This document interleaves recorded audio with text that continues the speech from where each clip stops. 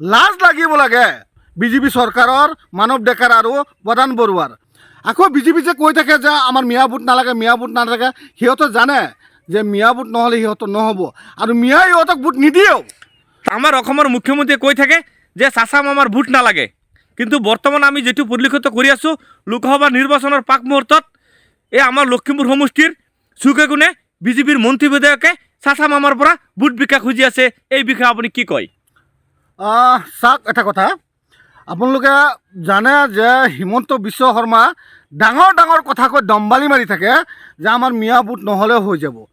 কেইদিনমান আগত এটা ভিডিঅ'ত চালোঁ, এটা দোকানত চাহ খাই আছে সংখ্যালঘু এলেকাত প্ৰধান বৰুৱা, সাংসদ প্ৰধান বৰুৱা আৰু লখিমপুৰৰ বিধায়ক মানৱ ডেকা ডাঙৰীয়া আহি তাতে কৈ আছে যে নদীখন ইফালে বোলে আপোনালোকে ইফালে যায়, নদীখন ইফালে পানীটো ইফালে গ'লে আপোনালোকে সিফালে যায়। লাজ লাগিব লাগে বিজেপি চৰকাৰৰ মানৱ ডেকাৰ আৰু প্ৰধান বৰুৱাৰ। আজি 5 বছৰ দিনে 4 বছৰ হ'ব হ'ল বিজেপি চৰকাৰ। নাওবৈচা সমষ্টিত এটা ৰাস্তাৰ মূল 10টামান ৰাস্তা আছে, এটা ৰাস্তা ঘাটৰ কাম 1% কাম হোৱা নাই। বিজেপি চৰকাৰে ইয়াত কৰোৱা নাই। যিহেতু আমাৰ MLA নাওবৈচা সমষ্টিৰ কংগ্ৰেছৰ MLA ভৰত নৰ, ইয়াকতো 3 বছৰ হৈ গ'ল, তাক চেহেৰা দেখা নাই নাওবৈচাবাসীয়ে।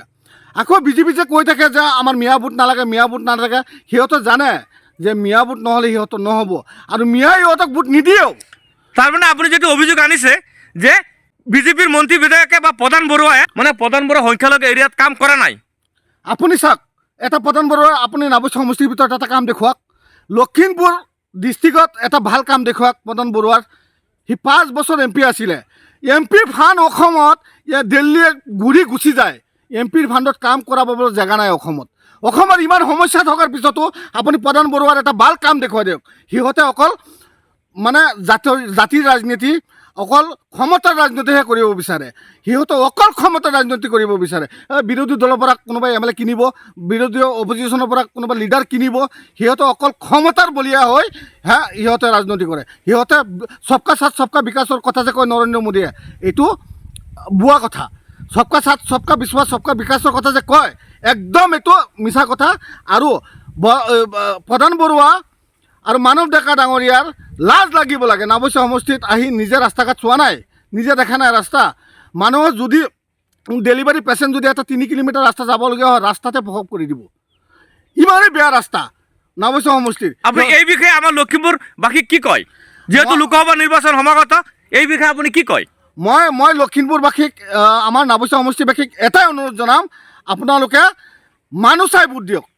যি কথা ক'ব পাৰিব, যি হিমন্ত বিশ্ব শৰ্মাৰ পৰা টানি আজৰি আনিব পাৰিব, আমাৰ উন্নয়ন কৰিব পাৰিব, তেনেকুৱা মানুহক আপোনাৰ জয়যুক্ত কৰি পঠোৱাক।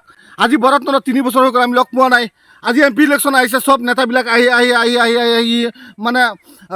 পিছে পিছে ঘূৰি আছে জনসাধাৰণক এটাই কথা ক'ম, আপোনালোকে মানুহ চাই ভোট দিয়ক। আপোনালোকে পাৰ্টি চাই ভোট নিদিব। যাৰ ক্ষমতা আছে, যি কাম আনিব পাৰিব, যি উন্নয়ন কৰিব পাৰিব, যি বিকাশ কৰিব পাৰিব, তাক ভোট দিয়ক।